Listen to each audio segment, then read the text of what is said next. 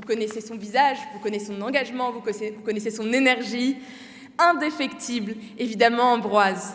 C'est à toi, c'est avec toi, c'est le président des jeunes avec Macron.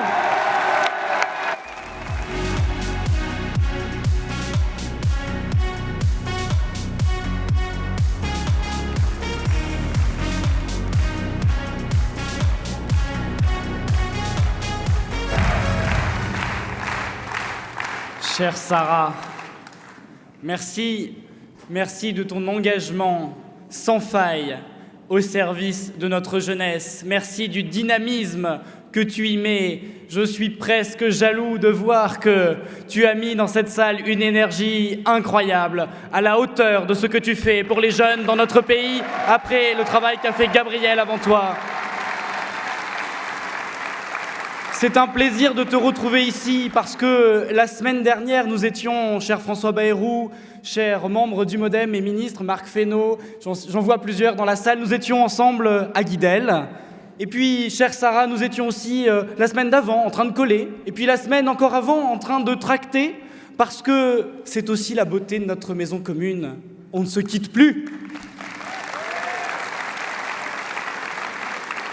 Alors mes chers amis, chères marcheuses, chers marcheurs, chers membres de la majorité présidentielle, j'ai aujourd'hui la chance d'être à nouveau devant vous. 2 ans après notre rassemblement à Bordeaux, 5 ans après le lancement de notre incroyable aventure. Oui, nous avons connu des moments difficiles, des difficultés, quelques échecs. Mais la réalité que certains ne veulent pas voir, c'est que nous sommes encore là, toujours aussi déterminés à transformer notre pays.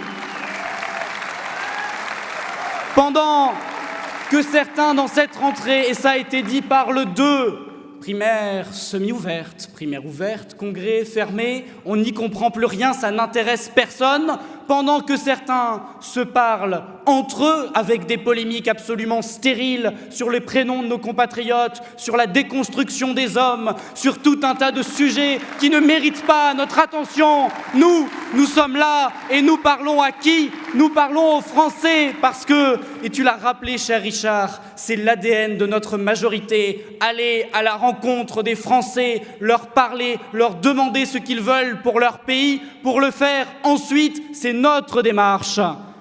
Et j'ai envie de vous demander et de demander à ceux qui nous écoutent, qui, à part nous, est capable de rassembler près de 5000 militants sur un week-end? Qui, à part nous, est capable de coller plus de 20 000 affiches pour demander 5 saisons de plus de la meilleure série produite ces 5 dernières années, Macron, président des jeunes?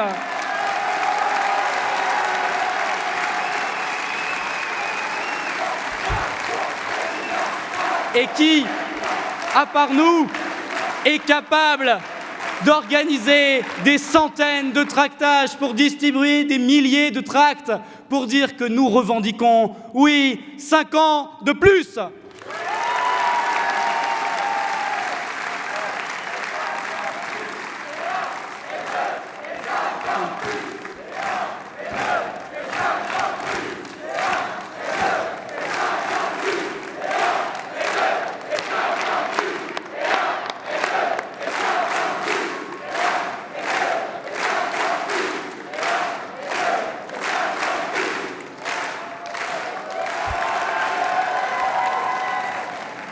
Nous sommes les seuls, soyons-en fiers. Tu l'as très bien rappelé, Sarah, au cœur de la crise sanitaire que nous avons traversée, nous avons agi pour éviter ce que certains voulaient appeler une génération sacrifiée. Nous avons agi pour ne laisser aucun jeune sans solution. Et c'est une fierté, à titre personnel, quand on s'engage en politique, pour l'ensemble des militants qui sont réunis. C'est une immense fierté que de faire partie d'une majorité qui a mis en place le plan le plus ambitieux d'Europe en matière de protection des jeunes. Chère Elisabeth Borne, un jeune, une solution.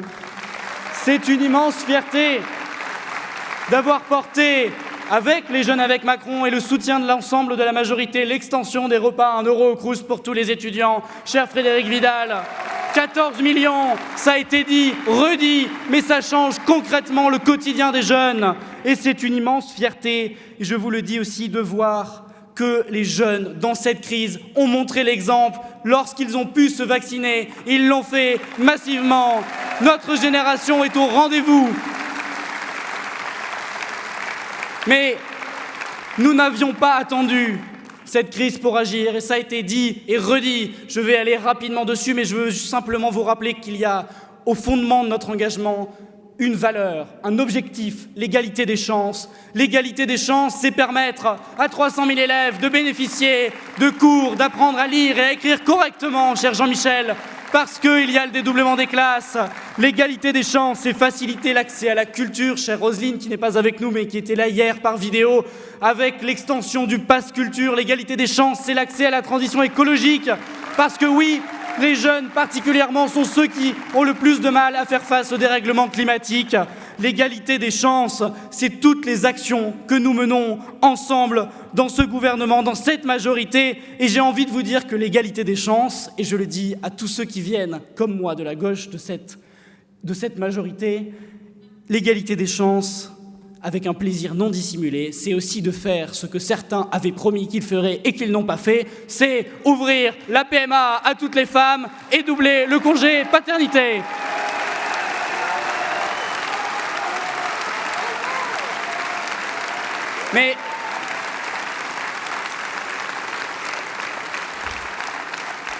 Mais, Monsieur le Premier ministre, Mesdames et Messieurs les membres du gouvernement, le travail n'est pas fini.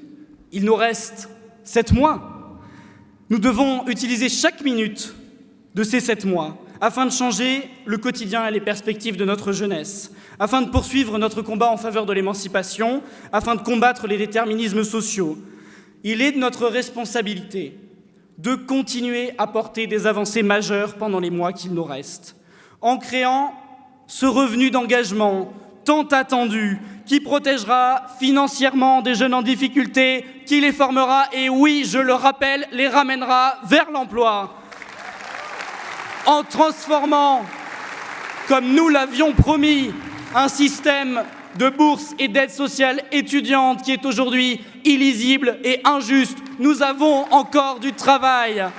Et en amplifiant un autre sujet qui tient à cœur de notre jeunesse, notre action pour le bien-être animal, cher Julien, chère Barbara, parce que là aussi, ça ne souffre pas de contradictions. Et nous devrons aller plus loin encore dans les années à venir.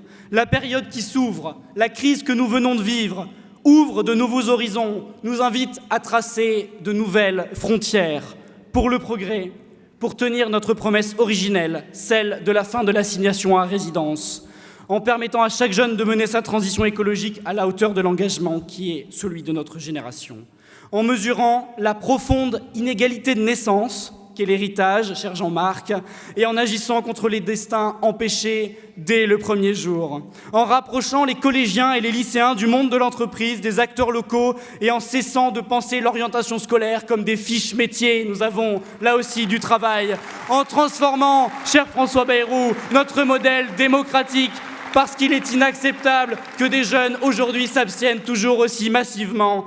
Et je le dis, je sais que je vais froisser une partie de cette salle, mais c'est nos convictions, en constatant l'échec d'une politique répressive menée depuis des années contre le trafic du cannabis et en optant, je vous le dis, avec ma conviction et en sachant nos désaccords, pour une légalisation encadrée du cannabis.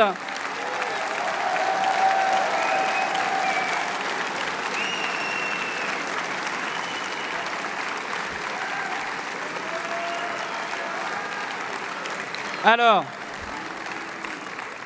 ces nouveaux chantiers, et j'en terminerai par là, nous ne pouvons les faire aboutir que si notre force de mobilisation est au rendez-vous pour la campagne à venir, que si notre maison commune n'est pas seulement une belle formule ou une collection de formations politiques, mais bel et bien une force de rassemblement claire au service des Français et de nos valeurs partagées. Et je veux dire au président de la République, parce que je sais qu'il nous regarde ce matin, Je veux lui dire qu'il peut compter sur nous parce que nous serons au rendez-vous. Alors mes amis, dès demain et pour les 7 prochains mois, nous passerons chaque minute, chaque seconde de cette campagne pour convaincre les Français. Nous serons partout, dans les lycées et les universités, sur les marchés, dans les meetings, sur les réseaux sociaux et même dans les campagnes, de tractage en collage, de porte-à-porte, en réunion publique.